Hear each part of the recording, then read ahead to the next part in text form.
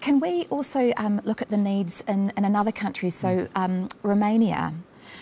Because I know that in the 90s there was a lot of information, a lot of footage about those children who had been orphaned and the environment that they were living in at that time.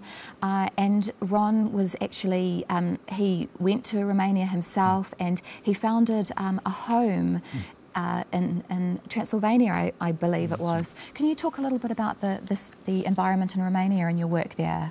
Yeah, when Ron went out there, it was still in the time when children were kept in these appallingly state-run institutions where there was just no care for the children whatsoever, really. They were just left to their own devices a lot of the time and not really enough food, or it wasn't warm enough for them. And Ron felt that needed to do something.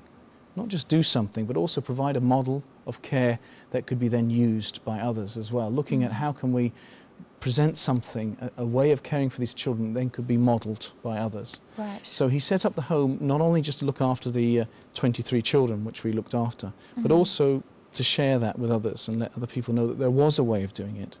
So 1992 we opened the Home of Hope in Târgu in Romania, and we brought the children to come and live there as very young children. Now they've all got a number of them have left. They've got jobs. And this is the interesting thing, because the outreach there has grown in the sense that you've actually bought the apartments for these older children that have aged out, and so now they are in an independent setting and working. It's quite exciting actually to see that growth. It is, and each one has chosen a different way. You know, they all came in to us, and then they've all been, the care has been, they've been in a family unit, so they're not been experiencing very different models of care, but all of them are slightly different. Some of them you have to push much harder than others. Some make the transition to getting a job much easier, and they go on to school. Some have gone on to university. Some are working through technical college. But what's been so encouraging is to see the problems that they're facing are the problems that a teenager here would face, or a teenager in Romania would normally face. You know, at the moment it's quite difficult to find jobs, you know, the struggle of education. They are experiencing a normal experience of life, which is what we wanted. It's wonderful. It's not all plain sailing, but the problems are problems relating to a normal experience. Another thing that interests me about your work in Romania is the fact that you have what's known as mamas who come in and are part of, they care for the children in a family, in a real family kind of context. And the interesting thing is it's very clear this partnership with those in the local community there. In fact, on your website, you Global Care is referred to as a helping hand to actually make these communities independent, that the initiatives and projects are being sustained over the long term.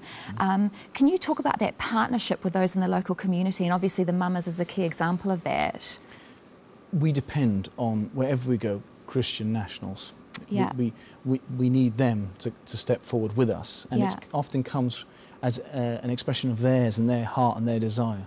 And in Romania we have these wonderful people, these wonderful women who care for these children from when they were like this to when they're old, have put up their tantrums, all the difficulties, all the joys as well, obviously, of bringing children up. And it's been a wonderful to watch how that care has gone on and on, even when they leave the home, even when they leave the flats and leave our care and go somewhere else. That link with their mamas is still there. That's still their mum. And that has been a very encouraging thing for us, is to have the continuous link, that care that's gone on through the years, and beyond basically the care of that child still sees them very much as their. That's wonderful. Exciting work in India as well. I wonder if you can talk about the outreach that you have in India in terms of the Pavement Club and the Emmanuel School. It's wonderful to hear about children who are being educated and having opportunities given. Emmanuel Ministries in Kolkata is a wonderful group of Christians who've got a real heart for the poor in that city. I mean, there are just so many families, so many people living in poverty, without any hope. And this group of Christians, real concern to make a difference. They have a number of different ministries, and one of the ministries we're very heavily involved in is the Pavement Club. And it came out of meeting a bunch of children on the street, and the children saying, look, we want to do something. They were throwing stones, and one of the members of the staff said, well, what are you doing? Well, nothing to do, you know. Well, what do you want to do? Oh, we want to have a school. We want to learn. You know, well, how are we going to do this? You know, we can't hire, we haven't got any money to hire a place, we can't.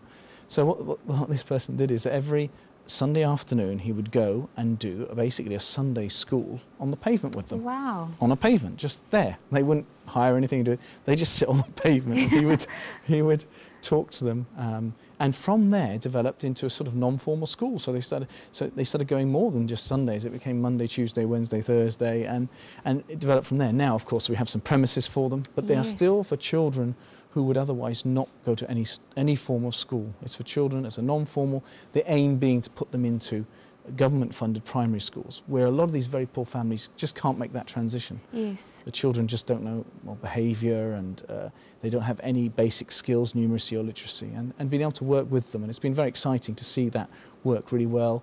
And then, of course, you end up with having homework clubs for the children who have gone off to the school because they all want to come back and be looked after by the carers there as well. So that's been a wonderful ministry. John, it would be great to hear of specific testimonies, children that you know who have had a huge transformation occur in their lives because of the work of Global Care. Would you be able to tell us one or two stories of children that you've personally come across? I'd like to tell you one about Romania, because an older child, he came to us, I won't give you his name, he came to us as a very young boy, and Johnny couldn't have he was really damaged by what had happened before to him. He was finding it really difficult to cope. He was very young. And when you talk to him, he said, all we used to do is just stay. He uses the word stay, but he just sit doing nothing. That's what we used to do. And he came to us, and he isn't the greatest academic that the world's ever come across, but he was someone who really early on understood the call of God in his life. Wow. and made an early profession of faith, and worked really hard at school. Worked his way through, went to catering college. Right. Because he wanted to learn, he really wanted to be a waiter. That was his aim in life, was to be a waiter. He came out of catering college and there wasn't any option for him to work, so he went and he's working in a shop now in just a small corner shop where he looks after it almost all day for the owner, who is not there. Yeah. But he has remained faithful to God's call in his life, and is a tremendous brother to a lot of all his younger siblings as well. And it's a wonderful story of someone who came from nothing and now is really lives on his own flat, pays his own rent, looks after his brothers and sisters. He's quite a great encouragement to me when I go and meet him, because he works very, very hard for the money he gets, but he's there as a very caring brother. It's wonderful to see how that coming alongside, how that support made all the difference to him, so that his sense of well-being was restored after that early damage that you talked about. But also now, you know, he had this vision, he had these hopes for his future, and because of the support of the ministry, he's now able to see a fulfilment of that to some degree. It's very, very, it's really exciting. John, I'm just aware that we have only a few minutes left on the program. It would be great also to touch on the Christian ethos of Global Care, because I know this is a big part of it, and I would imagine that's one aspect that separates Global Care from perhaps other charities who also work for vulnerable children. So I wonder if you can talk about that. I did want to ask you actually, as I was reading about Global Care, one scripture that came to mind is James 1:27, and I have it here if I may just read it, and it says that pure and undefiled religion before God and the Father is this, to visit orphans and widows in their trouble. And I'm reminded of that because it captures in a sense what Global Care is doing. Orphans or those who have been abandoned or neglected is a huge part of the work that you do. So I can really see a link between this scripture and the work that you're doing. Is that something, God's heart for the vulnerable, those who are disenfranchised, is that something that compels you personally? We're very keen as Global Care to come alongside those who have that heart as well. We have a real heart to help the vulnerable, you know, the child who has no one to look after them, who is left and abandoned without hope. It's something that's really on our heart and drives us. But also we're dependent on God putting that into the hearts of those that we work with in Cambodia, in Sri Lanka, in Bangladesh. Yeah. And it's just so exciting you find so many Christian groups of people, real heart for the poor. You know, God has made such a big difference in their lives. They've turned their lives around. It's completely changed the opportunities and their hope. And here you find them saying, John, we want to do something about these poor children. Yeah. Help us. You know, we've tried to do this. We're doing this little bit. We want to do more. And it's God leading us to that, which is so exciting.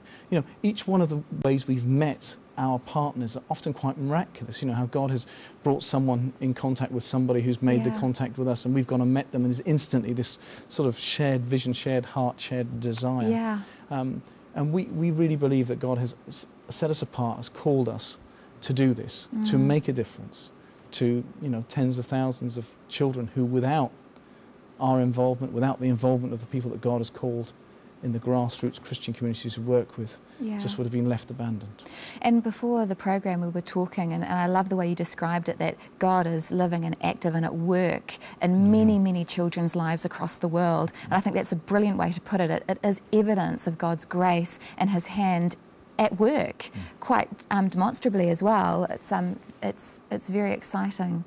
Also, the idea of redemption is very strong through the work that you're doing, and I'm reminded of Isaiah 61:3, where it talks about that God gives us beauty for our ashes. So this idea of redeeming lives and redeeming opportunities, that's also very strong in the outreach and the initiatives that Global Care is involved with. Do you have any comment about that? Yeah, I mean, if we really believe that that there's this opportunity to be born again, children who have been so severely damaged that the world has said they cannot be fixed, there's too much damage there. Do we believe in a God who recreates us? Yes. He does, you know, and we believe that. We come to these children who are so severely hurt and damaged, and we know we have a God who recreates people, and if they, you know, if they turn to Him, then He is there, and it's that hope that drives us on. It is that redemptive power, isn't it?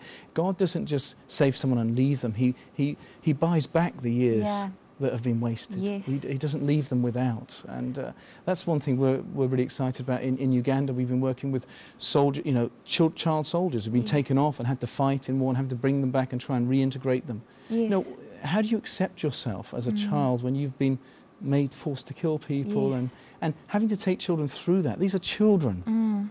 You know, can God forgive me, is their question. Can God forgive me? Well, yes. You know, you can take them to Jesus, who's hanging on a cross there for them. Yes, the answer is there. We have hope, you know.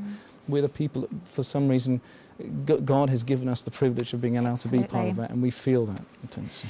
John, we have 1 minute left, and what I would love to ask you is if there are people who are watching who would love to become more engaged with the needs of vulnerable children around the world and the work of Global Care, how can they go about doing that? Well, can I just say, it's a very big problem, isn't it? But don't make the bigness of the problem worry you. Do something, you know. Don't say, well, it's too big, I can't. Just do something.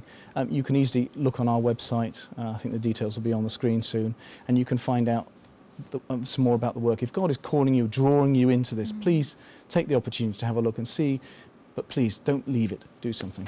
Yeah, and just in the remaining minute, the work that you're currently involved with, and the projects that you're currently at work with. Just come back from Cambodia, where we've got a children's home there, and we work with the children. One of the exciting things, we bought them a paddy field, and they all treeps out there and plant the seed, and they weed it, and so you go along and you say, whose is this rice? Oh, it's mine, you know, because we were involved. Now, they don't do all the heavy work. Let me assure everybody, it's not child labour. We get harvesters in to help harvest it. But the wonderful thing is teaching these children that they can actually help themselves and be involved. Children want to be a part of a family. They want to be part of a community. They want to work. John, thank you so much for sharing about the work of Global Care and the needs of vulnerable children around the world. It's been very encouraging. We hope that the program has been a blessing to you today. Gordon will be with you next time, and in the meantime, thank you for being with us, and may God bless you.